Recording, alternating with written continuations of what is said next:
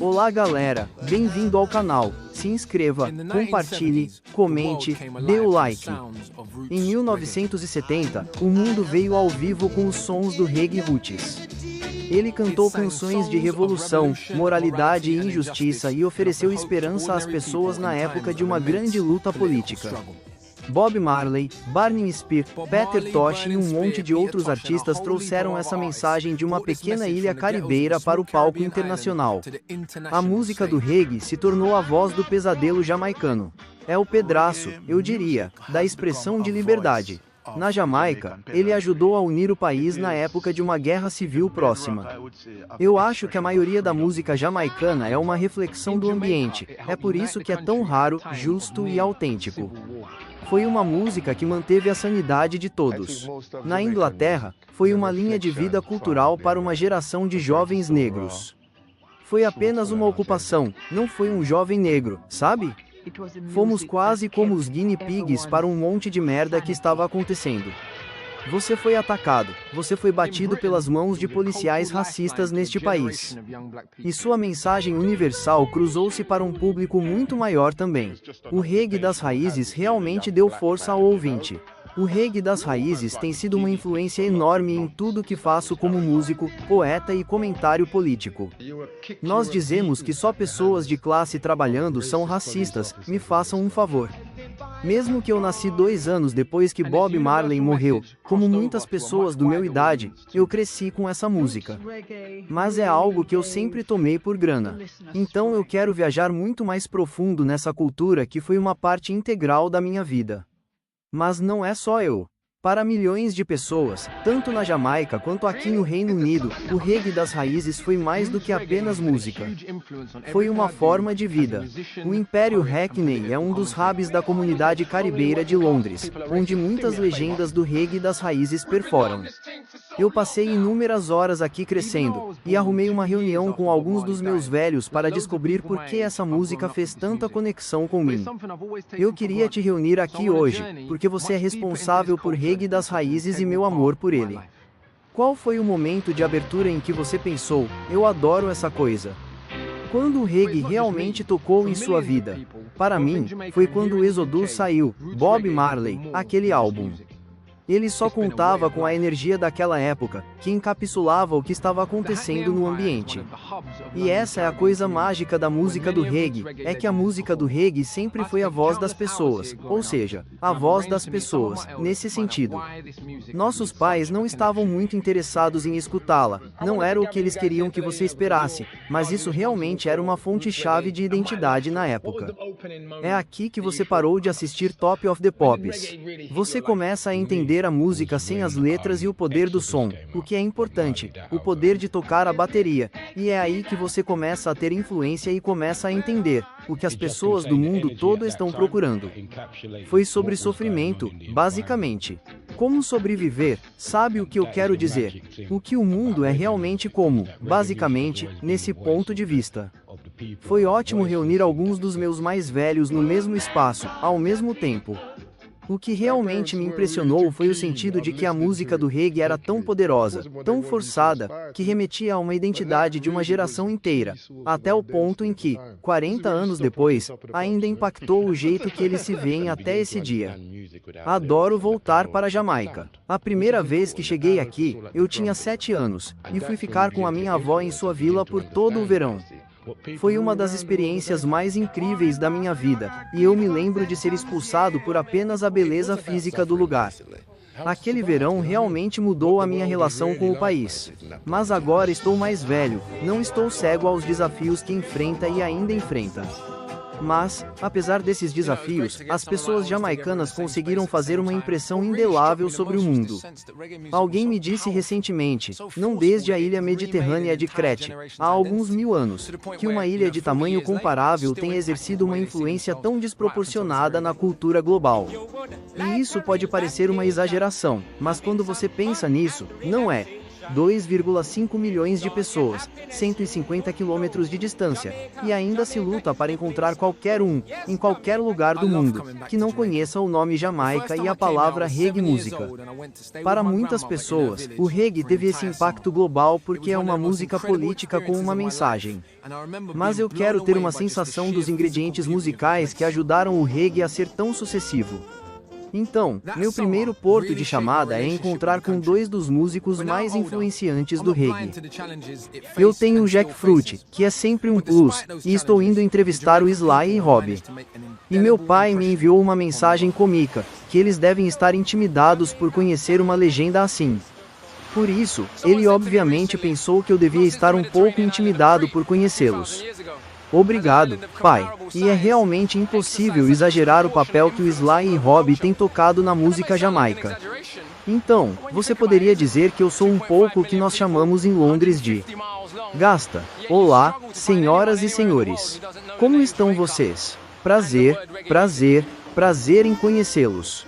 Eu te conto, eu contei para os meus pais que eu estava vindo conhecê-los hoje.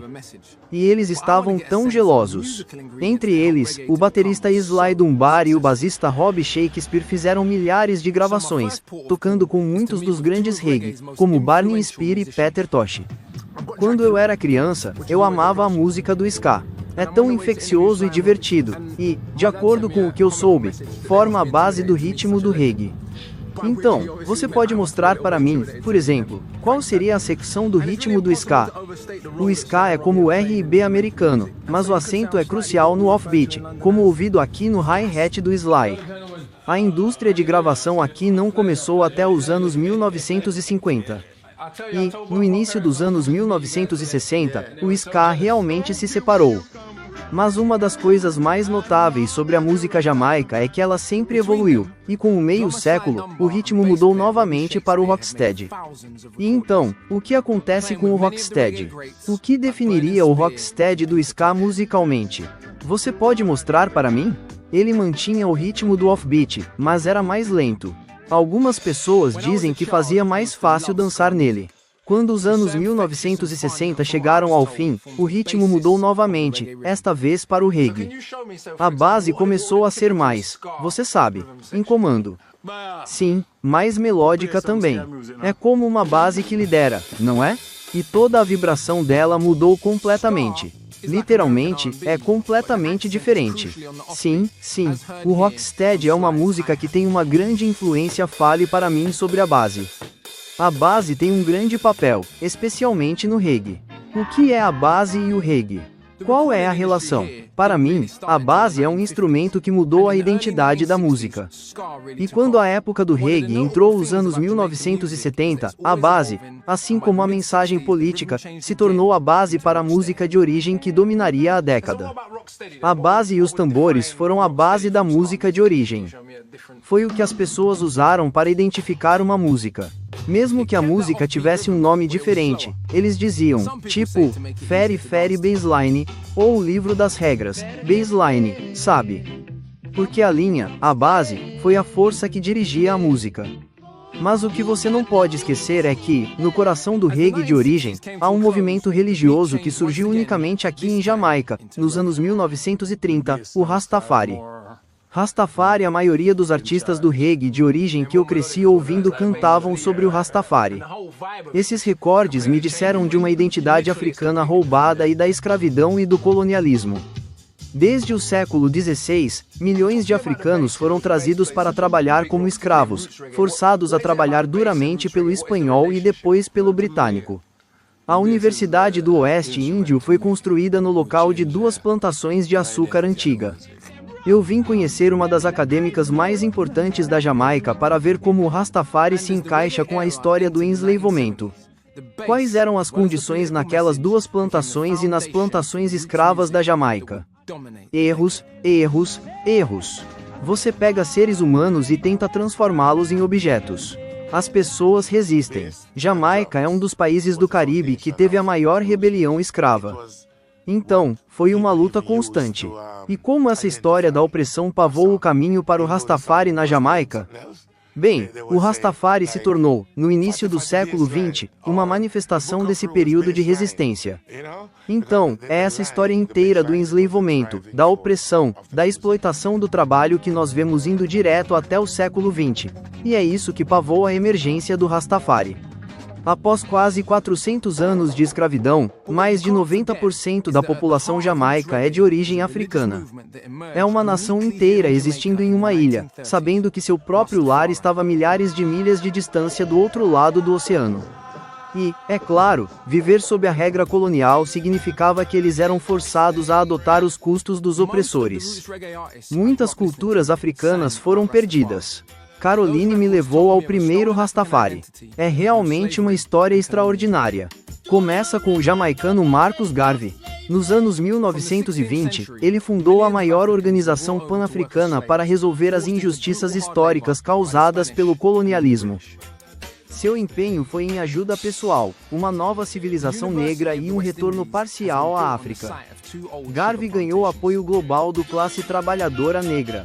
Então, quando ele profetizou que um rei negro seria cronizado para liberar a diáspora africana, alguns de seus apoiadores jamaicanos consideraram a coronação de Haile Selassie em 1930 como o rei da Etiópia. Um pastor chamado Leonard Hallowell era um membro da organização de Garvey e acreditou que o rei Haile Selassie era o rei negro que retornou à terra, conhecido como Jah. Hallowell criou uma comunidade religiosa para oração, um espaço de vivência alternativo, a regra colonial rejeitada. O movimento se chamava Rastafari, combinando o título e nome de Selassie. Então, onde estamos? Pinnacle, bem no topo. Veja a vista de 360 graus. Uau! Então, me diga um pouco, o que aconteceu aqui? Por que este lugar é tão importante para a cultura Rastafari? Bem, é aqui que Leonard Hallowell levou as pessoas fora do ghetto para dar-lhes uma vida alternativa. Era um espaço onde as pessoas desenvolveram uma sensação de identidade diferente das massas das pessoas deixadas em Kingston. Eles estavam em um plano elevado. Até o fim dos anos 1940, havia 5.000 pessoas vivendo aqui. Mas posso ver o porquê. Elas tinham a sua identidade cultural separada. Rastafari tentou reconstruí-la, mas esta comunidade self-suficiente que existia de propósito fora da região colonial era vista como uma ameaça ao Estado. Hallowell estava preso várias vezes por sedição. Ele estava desafiando o Estado, desafiando a legitimidade da autoridade colonial. Porque ele pregava que Jamaica não era casa. Revolução. Revolução. Então, ele foi preso por ser um revolucionário, alguém que estava queimando o sistema. Em 1954, as autoridades decidiram que a ameaça era demais. Elas destruíram o Pinnacle e imprisionaram Hallowell. É triste. Hoje, Hallowell, como tantas outras figuras históricas, parece relativamente desconhecida. Neste lugar, eles nunca podem erguer o fato de que o Pinnacle representava o poder negro. Quando o Pinnacle foi destruído, onde foram os Rastafari? Voltaram para Trentital, porque é onde começaram. Mas foi uma perda de visão. Então, demorou muito para que as pessoas se reunissem, se formassem de novo, e a música reggae foi um dos meios pelo qual essa transformação foi realizada. Vamos para Trentital. Certo. Para mim, o propósito do Rastafari não é só religioso, mas também político. Reconhecer o diaspora africano que foi ensinado a se envergonhar de si mesmo e sua herança africana, que sofreu escravidão e racismo por ser negro. Reconhecê-los com a sua herança africana e dizer com orgulho que sou africano. Além disso, a africaneza é divina é uma expressão incrivelmente audácia. Agora estamos andando por Trentital. Não é um segredo. Este é um dos guetos mais politicamente divididos do planeta Terra. Mas, ao mesmo tempo, é um lugar que produziu essa música profundamente espiritual, bonita e amada. Quase uma contradição em termos, mas um testemunho à vida humana. Este lugar é o zero para a música reggae, mas certamente um lugar que é indispensável para a história da música reggae. É praticamente o mesmo dia em que era, com muitos dos mais famosos performers de reggae morando nesta área. Depois da destruição de Pinnacle, muitos rastas voltaram para Trentital e começaram a fazer a influência deles se misturar com os músicos locais. Em breve depois da mudança de Pinnacle, Pinnacle, surgiu uma pessoa que provavelmente se tornou o mais influencial rasta e baterista, que é Count Basie. Count Basie é uma das inspirações da fundação Música Reggae. Ele é considerado a pessoa que inventou o beat que nós reconhecemos como reggae. Apesar de Carolina, naquela época, você realmente tinha que olhar para a influência do rasta na música, mesmo que, naquela época, muitos dos músicos tivessem se convertido para a religião. Quando você tem lentes na cabeça em Jamaica, é uma declaração.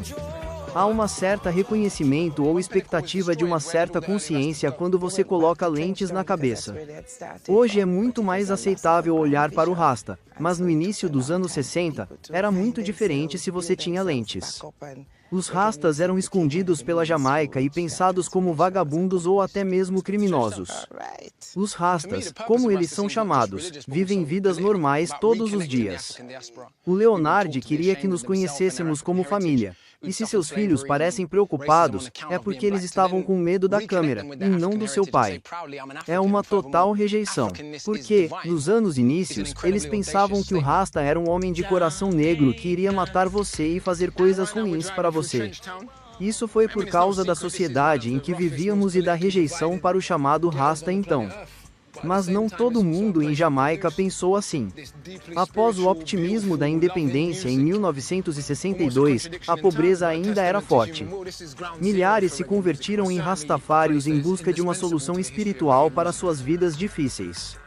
As autoridades jamaicanas responderam muito como seus antepassados coloniais. Tudo isso chegou ao ponto em que o primeiro-ministro instruiu a polícia para trazer rastafários mortos ou vivos. Muitos foram batidos e chupados na prisão, e alguns até foram mortos. Enquanto isso, do outro lado da ilha, a elite jamaica e os turistas estrangeiros estavam vivendo como sempre. Montego Bay, Jamaica. A última palavra em turismo luxuoso no Caribe. Apesar da perseguição, o rastafário estava se tornando mais e mais popular. A indústria de gravação jamaica ainda não refletia isso. Alguns, talvez, pensaram que era muito controversial lançar música inspirada em rasta. Além disso, o bom tempo ska estava se tornando muito lucrativo e ganhando um público global. Em 1964, Millie Small vendeu 6 milhões de cópias de My Boy Lollipop.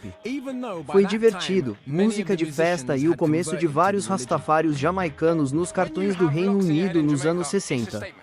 Alguns dos recordes venderam bem, mas a maioria das músicas jamaicanas ainda tem dificuldades para ganhar reconhecimento além do status de novidade.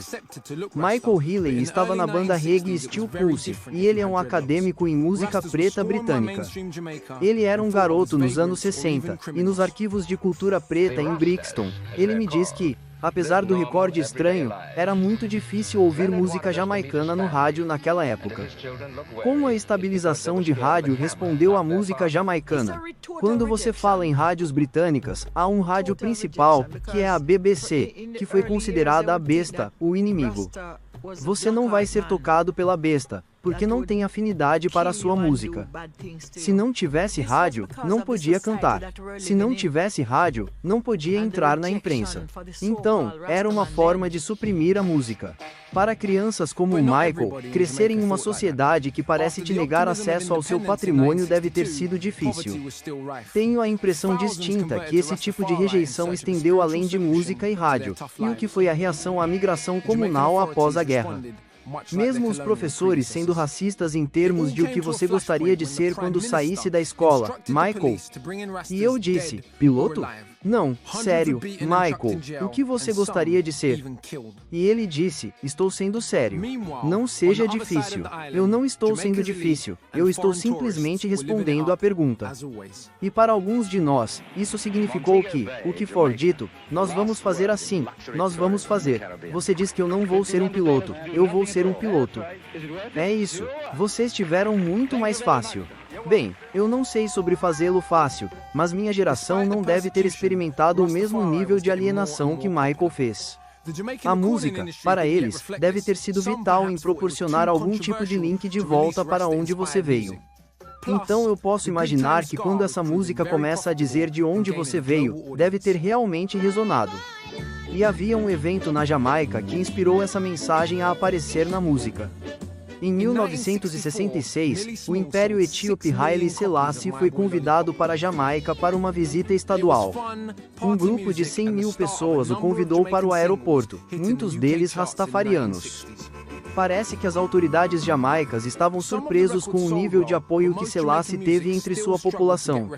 Dr. Clinton Hilton é um professor em filosofia política e cultura. Ele também é rasta e era jovem quando o Império Etíope visitou a Jamaica pela primeira vez. Você não pode escrever a história da sociedade jamaica pós-colonial sem escrever sobre o impacto da visita da Sua Majestade. Essa visita foi uma junta importante na sociedade jamaica pós-independente. Uma população nunca vista na história do país se reuniu para conhecer um homem em que uma seção da população jamaica vê a Sua Majestade como Deus. Nenhum governo poderia ignorá-la. Para os seguidores da fé Rastafária era o equivalente de Cristo voltando à Terra. Para todos os outros mostrou que a Rastafária era uma verdadeira religião e estava crescendo. Os rastafarianos jogaram um papel crítico no desenvolvimento da música jamaica pós-visita a Selassie. Uma panteia de pessoas começaram a vestir rastafarias na música. Um desses cantores era Bob Andy. Ele tinha gravado desde os anos 60, mas depois da visita a Selassie, sua música mudou. Ele é um dos pioneiros de roots reggae, e eu o conheci em sua casa em Kingston. Qual é o impacto dessa visita na Jamaica? Para aqueles que veem a Sua Majestade como Deus. Deus chegou na carne. Você poderia dizer que foi um evento unificador? Sim, definitivamente, e deu uma certa validez para o novo movimento Rastafário. Mas isso não tinha chegado até aquele ponto? Isso foi questionado. A dignidade do homem e da oficina foi como um catálogo. Mais e mais músicos como Bob Andy agora tinham a confiança de começar a escrever músicas sobre Rastafari e a sofrimento que ela falava. Eu acho que a maioria das músicas jamaicanas é uma reflexão do ambiente. É por isso que é tão fresco, sutil e autêntico. Sempre estávamos com fome. Sempre estávamos quebrados. Então você canta sobre o que você sabe. Como a época do reggae desenvolveu-se nos anos 60, grupos e cantores conscientes começaram a surgir das ruas de Trentitao. O trio Harmony, os Abassinianos, criou o templo com o Rastafari Sata Mazagana, que significa dar tanques na língua amarica. Nesse tempo, os estúdios de gravação surgiram em toda a capital jamaica. Então, quando os recordistas refusaram de lançar música rastafária, grupos como os Abassinianos simplesmente gravaram em pequenos estúdios como este. No passado, artistas como Barney Spear e Max Romeo gravavam aqui, no estúdio 17. É estranho pensar em todos esses nomes encostados nesta sala quente, mas você pode quase ver seus dedos deixados na parede. Este é chamado Lave, ou Scully, ou máquina de dublagem. A maneira como funciona é que as músicas seriam gravadas aqui. Se você cortar uma placa de dublagem, que é especial para um DJ, você pode apertar aqui e tocar. Ou eles cortam o recorde maestro para fazer todas as cópias aqui. Então é um tipo de estúdio de gravação e um plantão de pressão que se unem. É um espírito muito empreendedorizado. De qualquer forma, eu preciso ir me lavar. Em muitos lugares da Jamaica, para ouvir música de Rastafari, você teria que ir para a sala de dança. Ela não seria tocada no rádio e certamente não seria tocada em certos dias. Ela não seria tocada em um sábado, por exemplo, porque o sábado era considerado reverente e cristiano e a música rebelde não era adequada para isso. Então, a maneira de ouvir sua música era levar sua placa de dublagem para os sistemas de som. Esta rede de discos móveis que viajam pelas ilhas foi importante para popularizar o reggae. Eles criaram os DJs, ou tostadores, alguns deles se tornaram superestrelas conversando sobre Rastafari sobre os rádios. E há apenas uma pessoa para me contar sobre tudo isso, Big Youth. Eu fui para o seu quarto, no centro de Kingston. Como um pioneira DJ, fale comigo sobre o que isso significa. Para as pessoas que não sabem, o que é um DJ na cultura jamaica? Não estava dizendo para as pessoas fazer amor e não trabalhar, porque a guerra é feliz e o amor é lindo. Você percebe o que estou dizendo? Então, Você vê isso como função do DJ para trazer uma mensagem para a música? Isso é o que o DJing é tudo sobre. Isso é uma mudança que o cara que você está falando agora faz dentro da música. Quando trazemos a vibração cultural, espiritual para nos comunicar com as pessoas. Big Uff foi um dos primeiros artistas de Rasta a entrar no microfone em um sistema de som, evangelizando mensagens conscientes de paz e amor.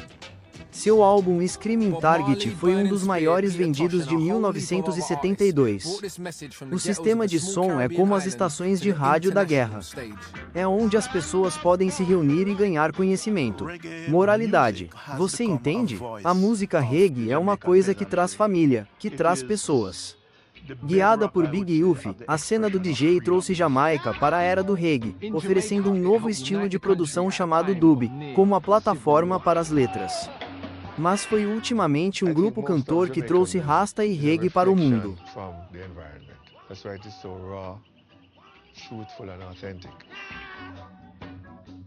It was a music that kept everyone's sanity.